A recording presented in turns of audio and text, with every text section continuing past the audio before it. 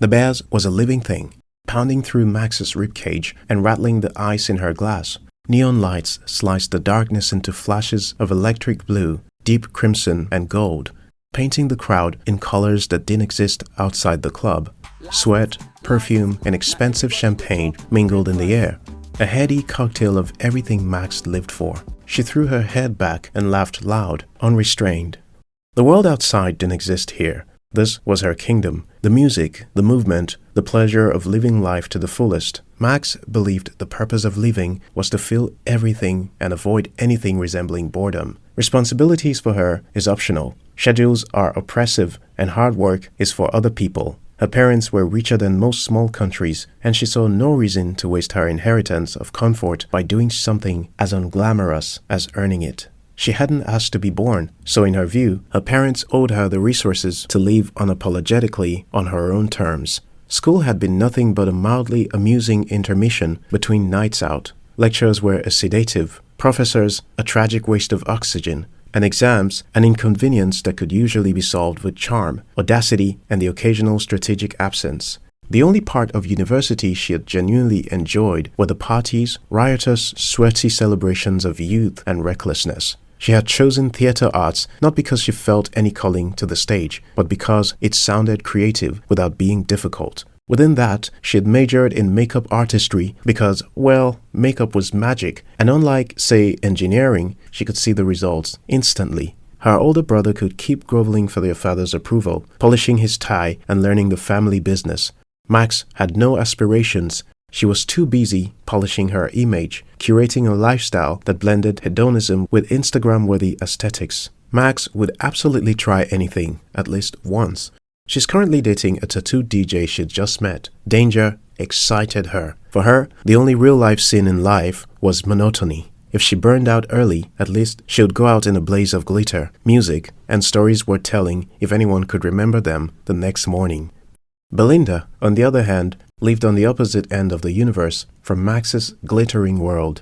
Her life was measured not in neon lights and champagne bottles, but in the quiet arithmetic of survival.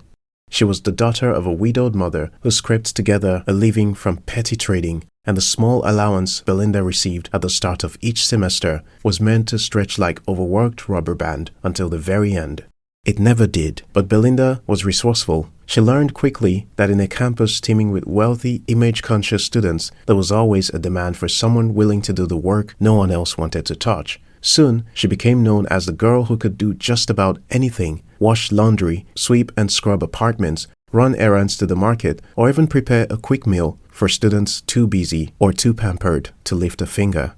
Her reputation grew steadily and spread from one satisfied client to another. People spoke of her hard work, her quiet efficiency, and her unshakable honesty, which is rare on a campus rife with petty theft.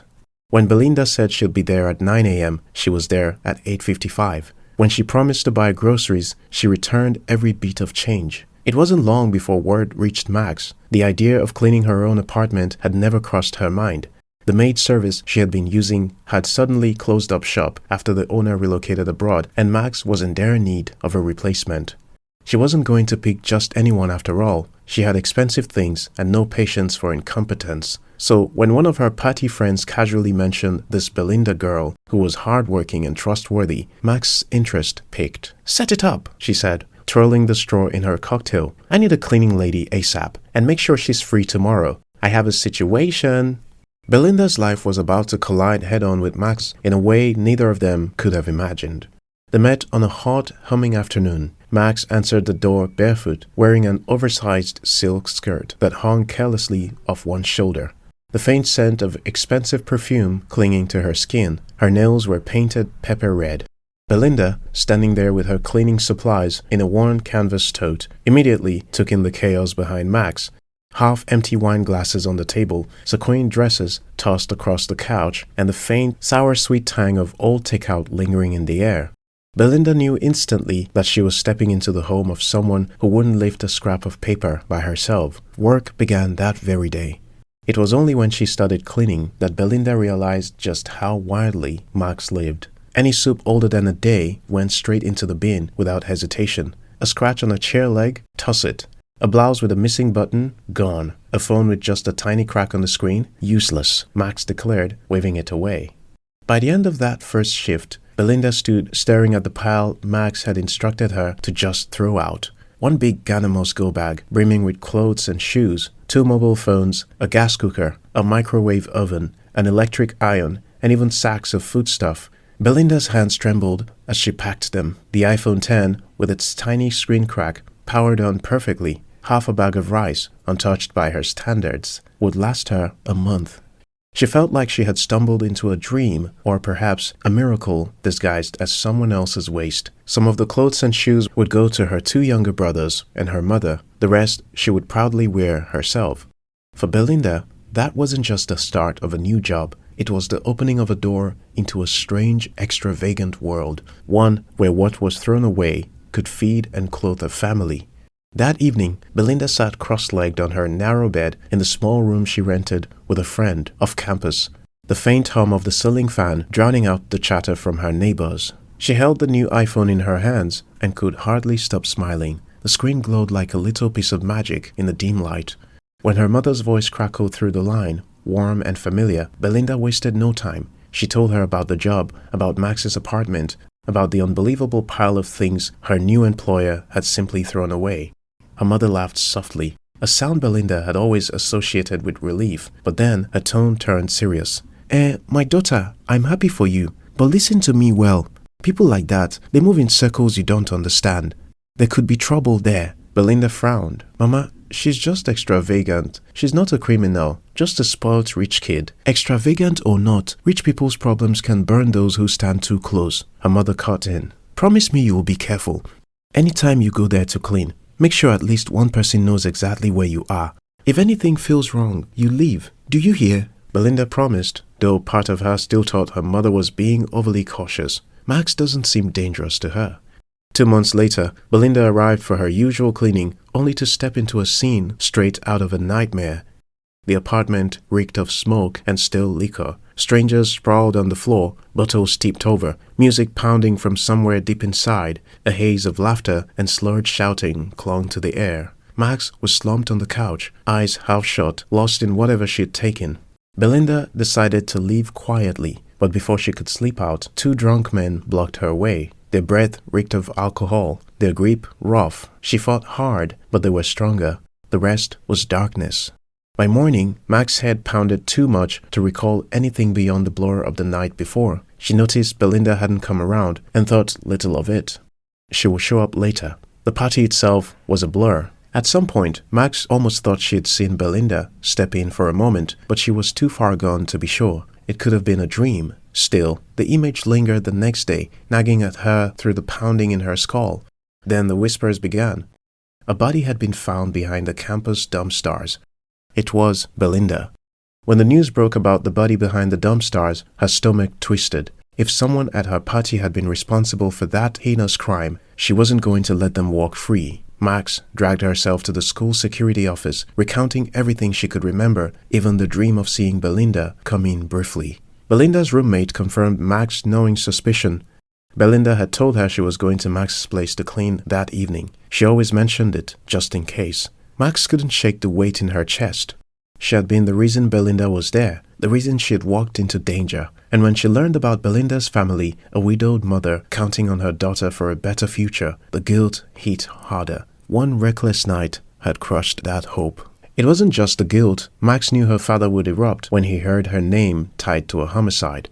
She'd been skating on the ice with him for years, but this was it, the last straw. When the news reached him, his reaction was volcanic. It was done funding her lifestyle, done defending her messes. This time, there would be no soft landing. Max's father didn't even try to shield her this time. He told the police flatly, "Do whatever you want with her. I want nothing to do with her again." Belinda's mother was inconsolable. She wept until her voice broke, clutching a photograph of her daughter like it was her last tether to life. All her sacrifices, the skipped meals, the sleepless nights, the menial jobs, had been for a future that was now buried in the cold earth. Max, for the first time, felt what it was to stand utterly alone. Everyone who had been at Max's party was rounded up. The truth soon surfaced. It was Max's new boyfriend and his friend who had tried to molest Belinda. She had fought them fiercely, but in the struggle, her head struck the marble countertop. She died instantly. In panic, they dumped her body behind the school. When the news hit social media and local TV, it exploded. Interviews with friends, classmates, and neighbors painted Belinda as a hard-working, bright girl, while Max was vilified. The internet christened her Queen of Debauchery, the reckless party girl whose chaos killed an innocent girl. When reporters reached Max's father, his words were ice. "I have no daughter. Belinda's mother can take Max in exchange for her child." Belinda's mother didn't hold back either. "I wouldn't take her as if she were made of gold. My daughter was worth $1 million of that useless piece of trash." Max watched it all unfold, each word slicing deeper. Her friends vanished overnight. Her father cancelled her credit cards, disowned her publicly, and even scrubbed her name from his will. For the first time in her life, the girl who had everything had no one and nothing. People whispered about Max everywhere, lecture halls, cafeterias, and even in the streets. Some of her so-called friends went online to tell stories about her wild ways, conveniently forgetting they had been right there with her. The shame was relentless. Then came the final blow. The landlord handed back her rent and told her to leave. With nowhere else to turn, Max took a cab out of the city, designer luggage by her side, heading to the only place she knew she might be needed, but definitely not wanted: Belinda's village. The tin-roofed two-room house stood at the edge of a dusty lane. Belinda's mother opened the door, eyes narrowing at the sight of her. "I've cost you your daughter," Max said quietly, setting her expensive bags down on the cracked earth. "I've come to replace her." The silence between them was thick, heavy with grief and rage. "Get out of my house!" Belinda's mother screamed, slamming the door in Max's face. Moments later, Belinda's two younger brothers returned from school, stopping short at the sight of her sitting by the doorway. "What's she doing here?" the older one asked. "According to her," their mother said softly, "she's here to replace your sister." "Are you going to let her in?" "No, when she's tired, she'll crawl back to whatever hole she came from." But 2 days later, Max was still there, cold, hungry, dehydrated, and yet refusing to leave. Every time Belinda's mother came out to tell her to go away, Max gave the same answer: "I've come to take Belinda's place. I'll die here if you don't let me in. I have nowhere else to go." By the morning of the third day, Max began to think the woman might actually let her die. Then at dawn, the door creaked open. "Come in," she said. Shivering, Max stepped inside. "Get her luggage," the widow told her sons. And so Max, once the queen of excess, became the eldest daughter in a poor widow's home. Life in the village was a shock to Max's system. She had been used to having everything done for her: maids, drivers, endless conveniences. Now, she woke at the crack of dawn to join the queue at the communal borehole, balancing heavy buckets of water on her head as the morning chill beat into her skin. After that, she would help Mama prepare breakfast before heading to the farm, hoe in hand. She learned to fetch the firewood, to crouch over smoky flames, and to cook with it. The first time she was able to build a firewood hearth on her own, she had cried. One win in the midst of many fails, it felt like winning something real for the first time in her life. Her designer heels were long gone, swapped for worn rubber slippers. Her manicured nails had broken. She now wore faded t-shirts and Mama's wrappers. Yet, for the first time in her life, Max felt useful, real, like she had a purpose. The hardest moment came in the dead of night when Mama would wake sobbing for Belinda. In those moments, Max never knew how to comfort her, only that her presence could never fill the void her carelessness had created.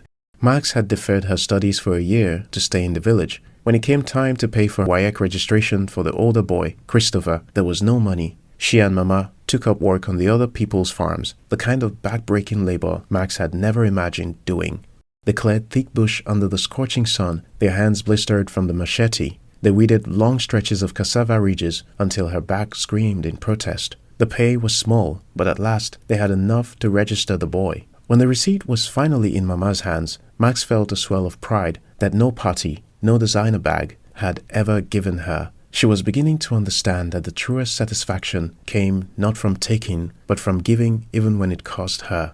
Gradually, the boys began to call her Sister Max. Mama too started to rely on her more. The turning point came one afternoon when Mama stepped on the broken bottle and had to get tetanus injection. She couldn't walk for weeks. Max took over everything, working alone on all the farms they had booked, hauling produce to the market, making sure food was always on the table, and ensuring Mama never missed a single dose of her medicine. It was then Mama truly saw her, not as the reckless city girl whose name was once tied to scandal, but as another daughter. In that moment, Mama knew Max wasn't just passing through, she was here to stay.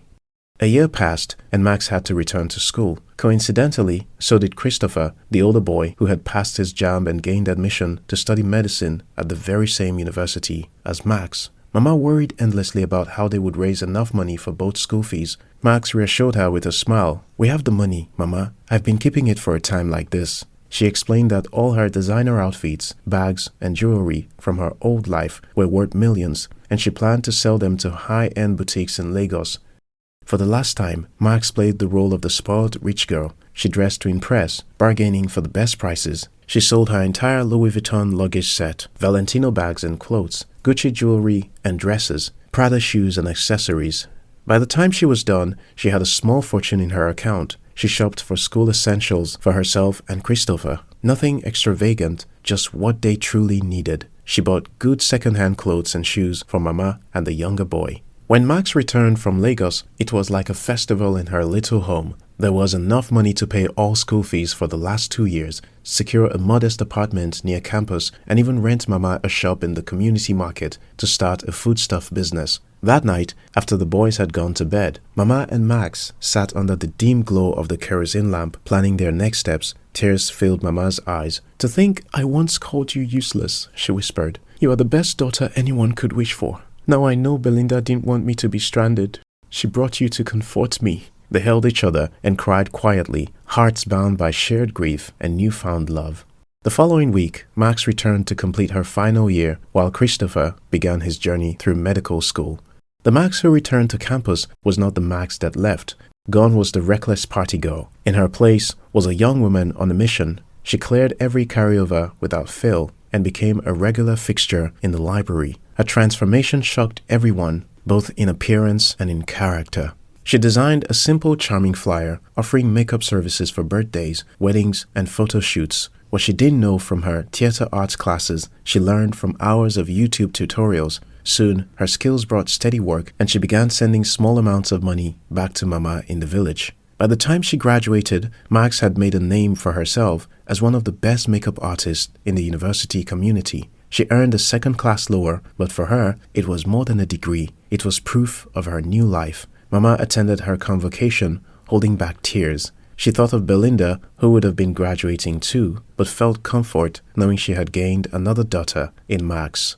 Afterward, Max reached out to her father and arranged a meeting. She apologized for the shame she had brought to his name.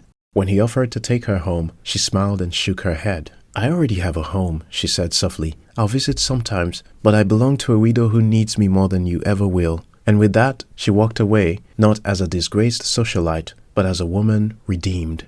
Max will always remember Belinda with love and sadness. Her redemption has been paid for by her blood.